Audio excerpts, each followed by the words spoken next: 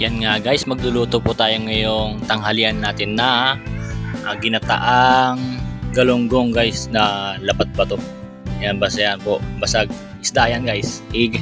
Igagata natin siya. Kaya po, hindi kaya na paglilinis guys ng isda, tiyatanggalin muna natin yung hasang, dudukutin. Ayan, nadukot ko na guys sa kanyang ukol ay bituka guys, bituka niya. Dinukot ko na guys.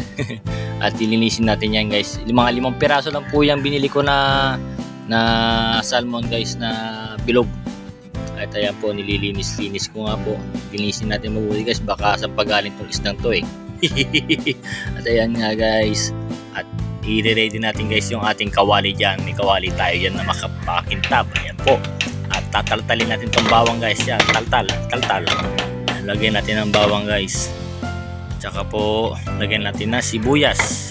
1 piraso lang po yung sibuyas ko guys, dahil mahal pa po ang sibuyas dito sa atin, dahil yan pa lang po, punla pa lang po ng mga sibuyas dito sa atin guys, ating probinsya. At ayan po, luya. Lagyan natin luya guys.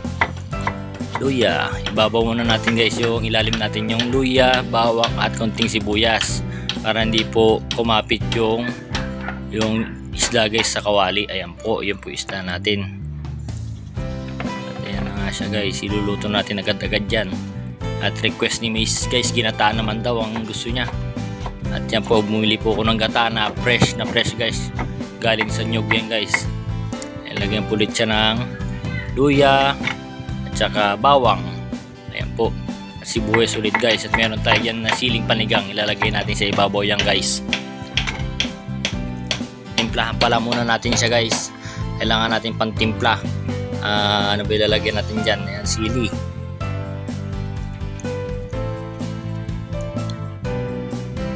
Ayan po yung asin natin guys. Asin, lagyan natin ng asin. 1 takal na asin. Ayan po. 2 takal pala. Ayan guys.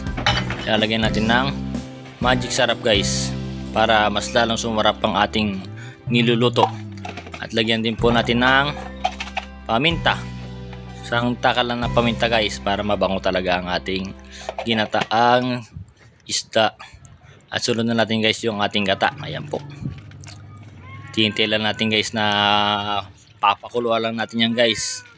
Ayan po, at lalagyan natin siya ng konting tubig guys. Konting tubig, kahit kalating tasa lang po, lagyan po natin siya. Ayan. At isasalang na po natin yan sa ating gasol. At yan pa pala guys, nakalimutan ko ang ating suka. Lagyan natin 2 takip yan guys, para sabi nila pampatigas daw sa sa tilapia. Ay sa tilapia, sa isda guys. Sa tilapia tuloy. Yan po yung atis. Hindi na po natin yung ating kalan at takpan na po natin guys. Hintayin lang natin na kumulo-kulo yan. At yan na nga guys, binalikan ko. Kumulo-kulo na nga po. Ayan na nga po. Konting kulo pa guys, medyo marami pa yung tubig niya eh. Yan po. Papakulong pa natin ng konting-konti pa yan guys. At tinikman ko na nga po dyan. Wow, yummy. Sarap naman talaga na naman ng tanghalian natin guys. Oh, sarap na naman ng ulam. At yan guys, okay na po yan. Ready na tayo kumain. Okay na po yan. At okay na rin po yung sabaw niya. Medyo malapot na rin po. Tara po, kain na po tayo.